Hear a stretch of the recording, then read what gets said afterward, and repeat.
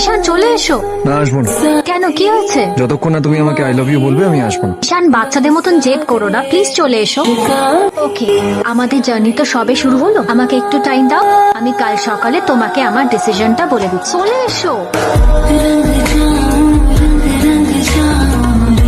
আমার চোখ খুশিকে খুঁজছিল, আমার মন বলছিল আমাদের আবার দেখা হবে। আমি একটা স্টেশনে ওকে হারিয়ে ফেলেছিলাম, কিন্তু 205 স্কোয়ার কিলোমিটারের এই শহরে আমি আবার ওকে ফিরে পাবো এই বিশ্বাস নিয়ে আমি আবার কলকাতায় পা রাখলাম। আমি অনেক জায়গায় ওকে খুঁজেছিলাম কিন্তু কোথাও পাইনি। 3 মাস 10 দিন কেটে গেল, কলেজ জয়েন করলাম। কতদিন ওই মেয়েটাকে মিস করবি? রেশন, কলেজ ভালো লাগছে? হ্যাঁ মা।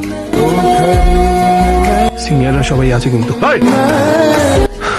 ফার্স্ট ইয়ার কি কথা বলতে পারিস না? সিনিয়রদেরকে রেসপেক্ট করতে জানিস না? আমার বাবা কিন্তু প্রিন্সিপালের বন্ধু, আমাদেরকে র্যাক করলে কমপ্লেন করবো।